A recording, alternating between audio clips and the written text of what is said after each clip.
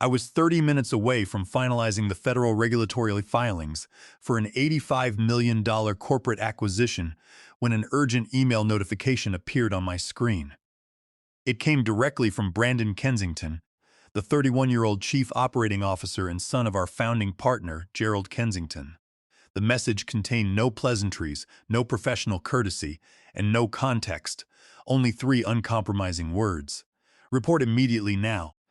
At 48 years old, I had spent 22 continuous years building my professional identity at Kensington Corporate Law. I served as the lead corporate attorney, specializing in complex mergers, corporate restructurings, and federal compliance. My client retention rate stood at an industry-leading 94%. Over the previous 6 consecutive years, I had generated more billable revenue than any other attorney outside the founding partners, personally managing 32 Fortune 500 corporate accounts across North America. Only 48 hours earlier, I had been enjoying lunch with Sandra Croft, the Chief Executive Officer of Apex Tech Systems, at the Union League Club in downtown Chicago. We were discussing the final regulatory structure of their $85 million acquisition. Sandra had cut into her salmon, looked across the white tablecloth, and said, "Mark, our board trusts you explicitly. Most corporate lawyers treat us as a billable transaction code on a monthly invoice. You actually take the time to understand our underlying corporate architecture and keep us protected from federal regulatory scrutiny." That conversation felt distant now as I saved my working draft, straightened my blue silk necktie, and walked down the long carpeted hallway toward the executive corner suite. That corner office had historically belonged to a distinguished senior partner with 45 years of antitrust experience. Upon taking over as chief operating officer 9 weeks prior, Brandon had completely gutted the space. Gone were the classic mahogany bookshelves, legal reference volumes, and framed historical certificates. In their place were neon-lit posters displaying vague corporate slogans like disruption, digital synergies, and agile execution. Brandon sat behind a massive desk imported from Germany, his designer sneakers propped casually on the polished wood surface. As the corner chair sat his 26-year-old girlfriend, Amber Miller. Brandon had created a position for her 7 weeks earlier under the title of Vice President of Strategic Client Experience. Her background consisted of a bachelor's degree in communications and managing social media accounts for wellness brands. Yet she was now being introduced to corporate boards as an operational strategist. As I walked in, I could see an Instagram feed reflecting brightly across her laptop screen. Brandon did not look up immediately. He tapped away on his smartphone for a long minute before acknowledging my presence. "Sit down, Mark," he said, gesturing toward a visitor chair that was positioned deliberately lower than his desk, an amateur power play, straight out of a basic airport management manual. "We need to talk about your trajectory with this organization. Is there an issue with the Apex Tech Systems acquisition?" I asked, maintaining a calm, even voice. "I have spent the past 7 months negotiating the regulatory covenants, and the filing meets every requirement under Securities Regulation SK. "This is not about a single file," Brandon replied, leaning back and lacing his fingers together. "This firm is undergoing a comprehensive digital transformation.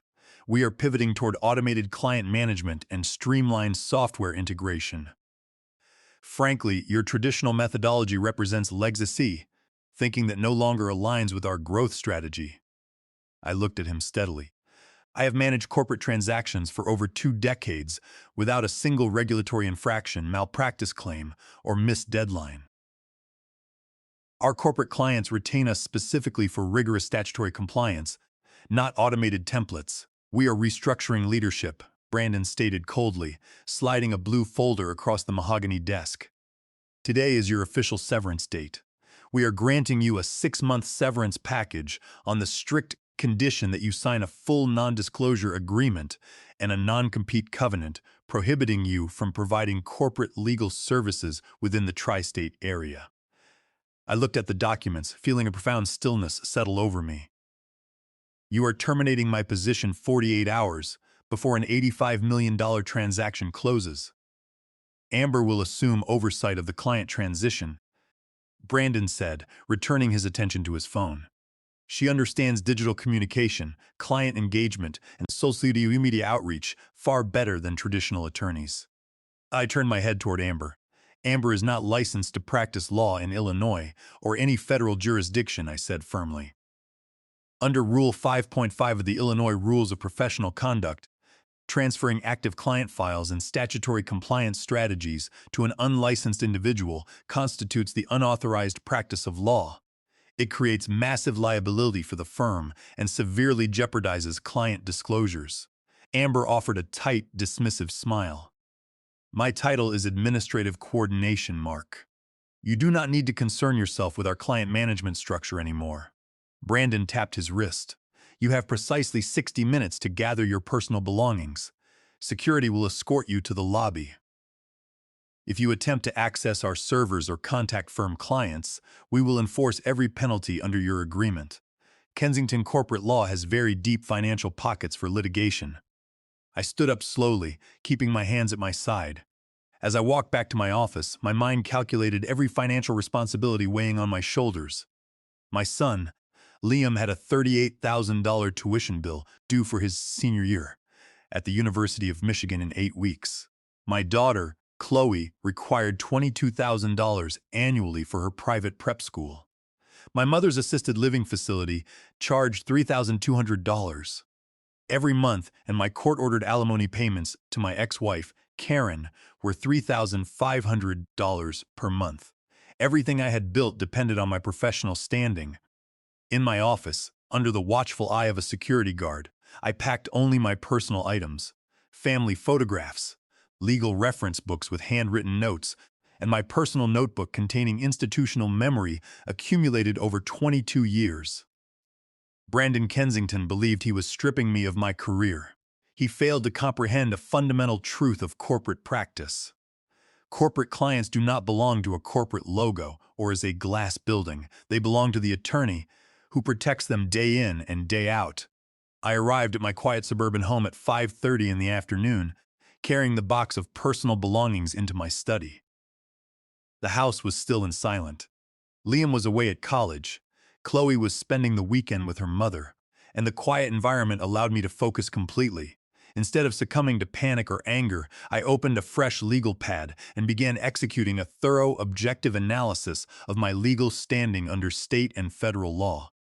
Brandon Kensington had assumed his 6-month non-compete covenant would keep me completely silenced and helpless.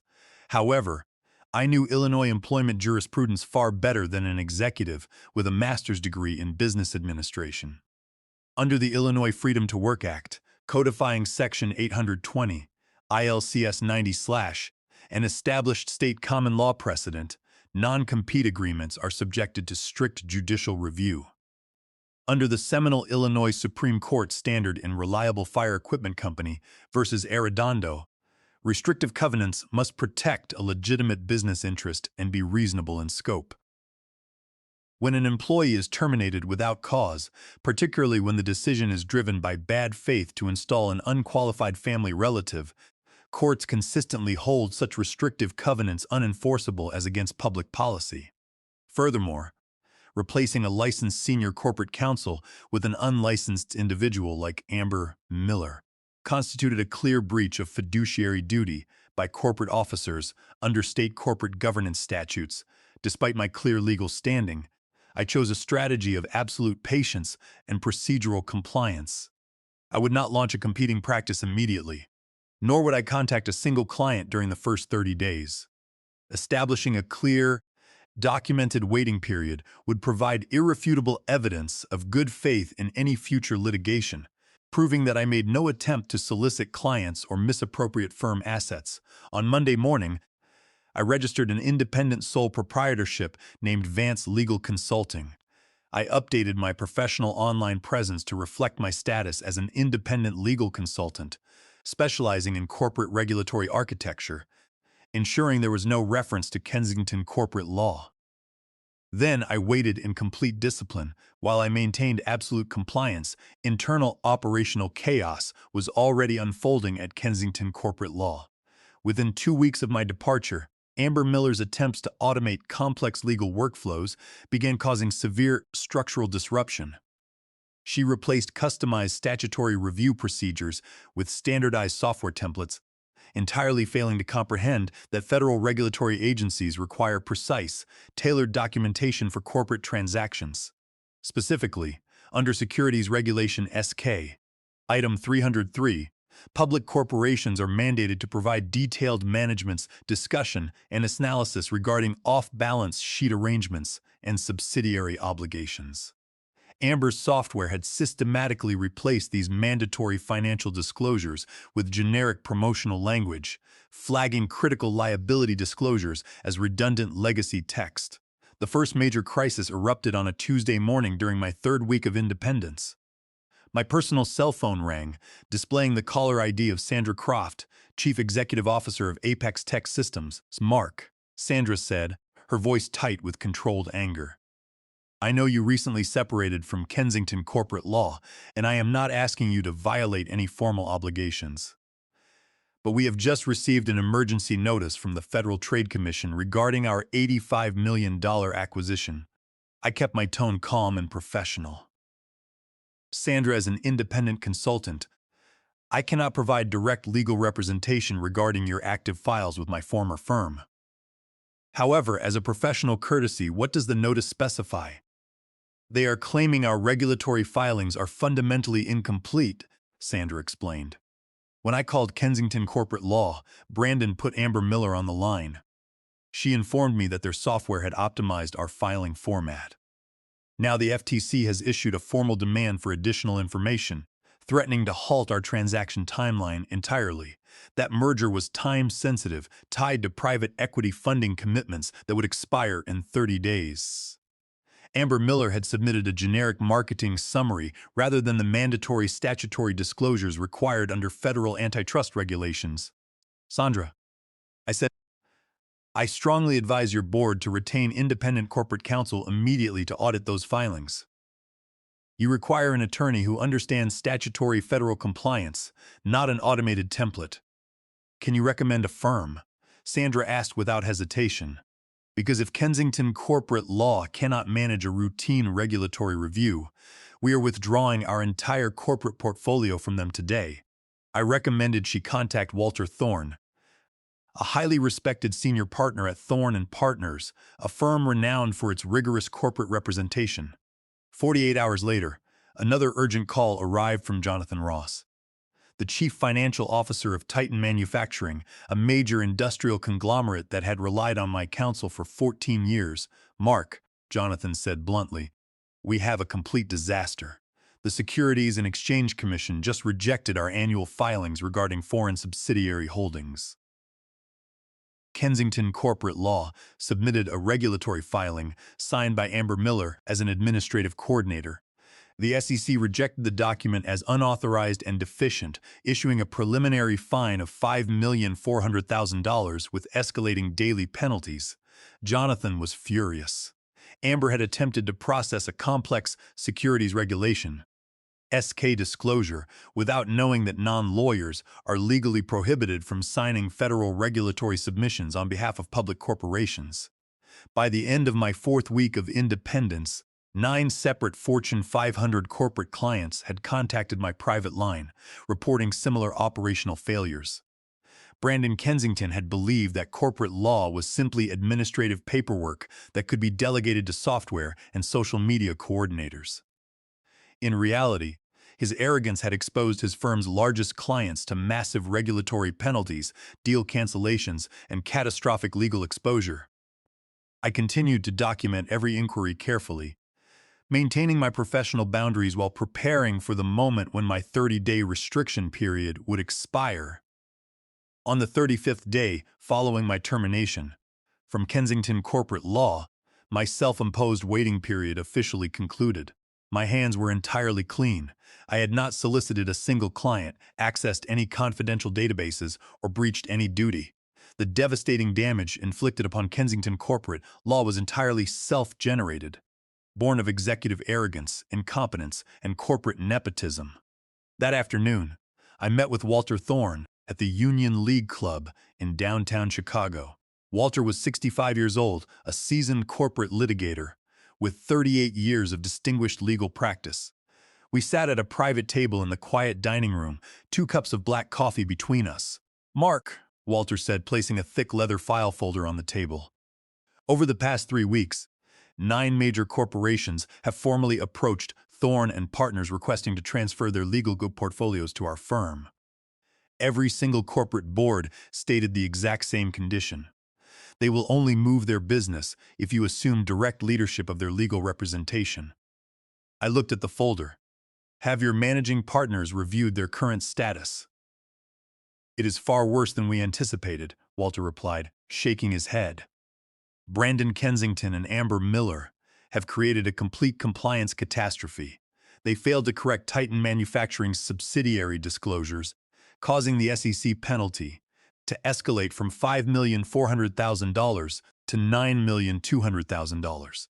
Furthermore, Apex Tech Systems discovered an unaddressed $24 million environmental disclosure liability that Amber completely overlooked during due diligence." "What is your proposal, Walter?" I asked. Walter smiled broadly.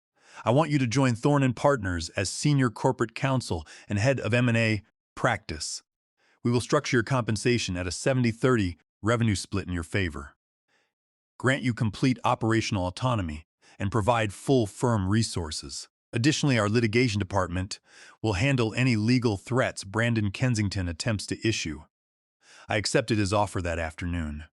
We finalized my employment contract without delay, ensuring my position was entirely protected under State Bar Association guidelines. My first morning at Thorne and Partners began early on, the 24th floor overlooking Lake Michigan. I established my core team immediately, bringing on board Senior Associate Howard Briggs, who had just resigned from Kensington Corporate Law after witnessing the operational collapse firsthand. Together with Walter Thorne's compliance specialists, we drafted formal notices under Illinois Rules of Professional Conduct Rule 1.16, demanding that Kensington Corporate Law immediately surrender all client files, property, and unearned retainer fees to our department. We sent certified copy demands for each of the departing accounts, establishing a rigid accounting protocol that forced Kensington's administrative staff to acknowledge receipt under oath. The announcement of my joining Thorne and Partners sent shockwaves through Chicago's corporate legal community. Within 48 hours, the structural consequences for Kensington Corporate Law became overwhelming. Sandra Croft was the first corporate leader to take decisive action. Apex Tech Systems formally served Kensington Corporate Law with a notice of immediate contract termination, citing gross professional negligence and unauthorized practice of law under Rule 5.5. They transferred their entire $85 million merger file to my department at Thorne and Partners. The following morning, Jonathan Ross signed authorization documents transferring Titan Manufacturing's multi-million-dollar legal account to our firm. Within 10 business days, 19 additional Fortune 500 clients formally severed their ties with Kensington Corporate Law. Each corporate board issued identical termination letters, demanding the immediate return of their unearned retainer balances and the transfer of their complete legal files to Thorne and Partners. Inside Kensington Corporate Law, panic completely replaced arrogance. The firm had operated for 54 years on the comfortable assumption that its established brand identity ensured permanent client retention. Brandon Kensington had failed to realize that corporate clients do not maintain multi-million-dollar legal retainers out of institutional loyalty. They pay for risk mitigation, technical precision, and proven personal relationships.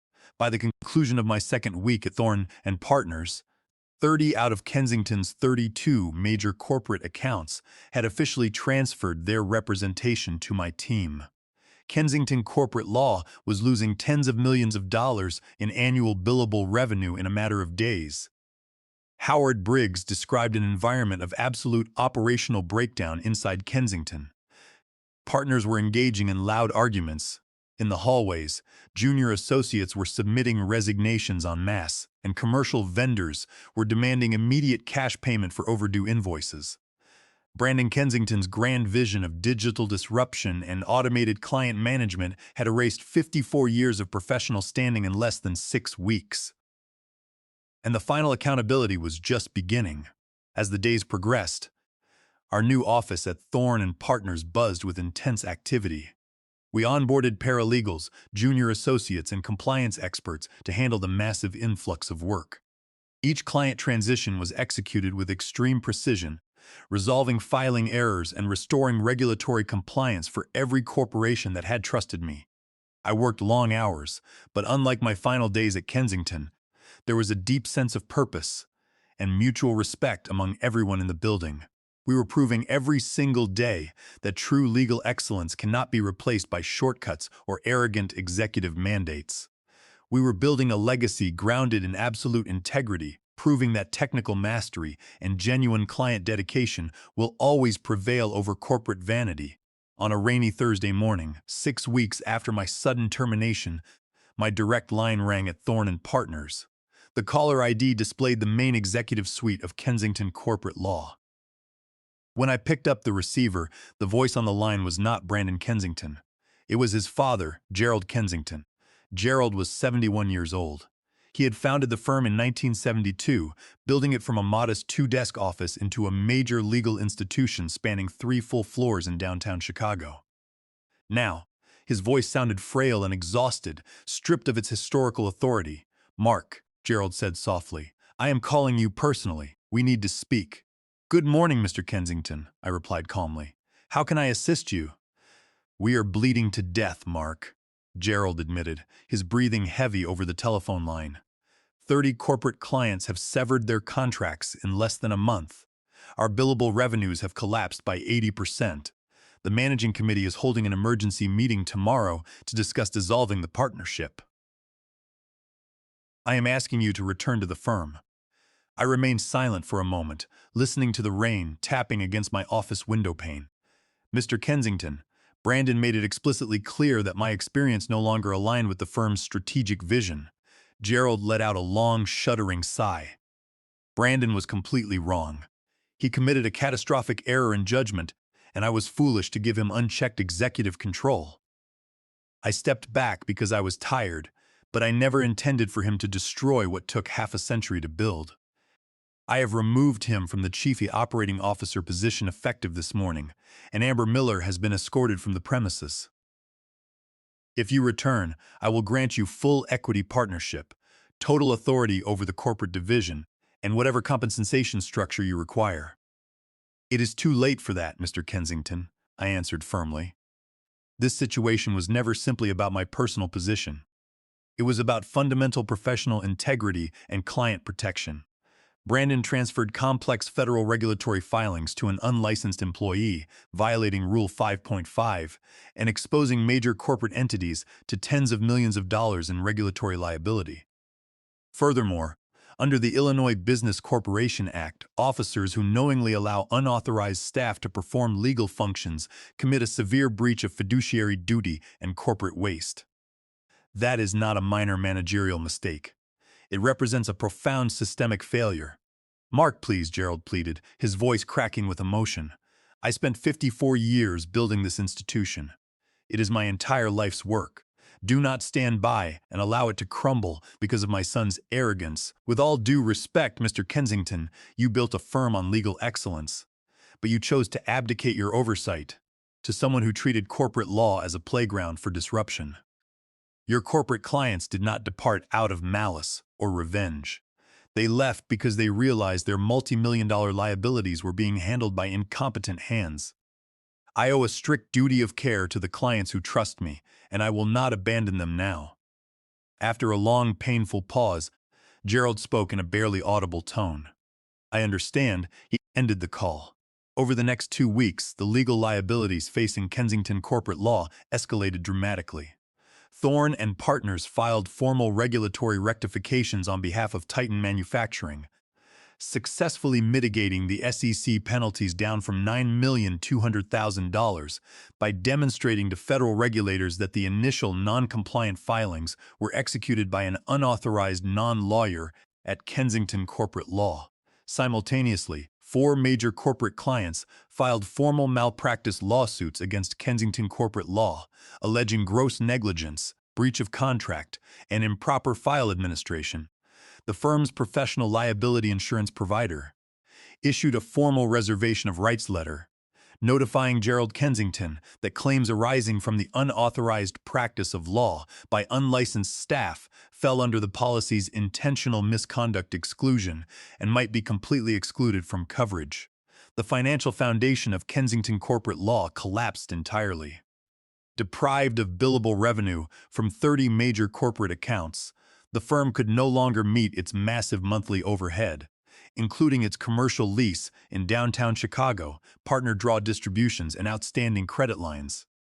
The Emergency Managing Committee met on Friday and voted overwhelmingly to commence formal partnership liquidation procedures under state partnership statutes.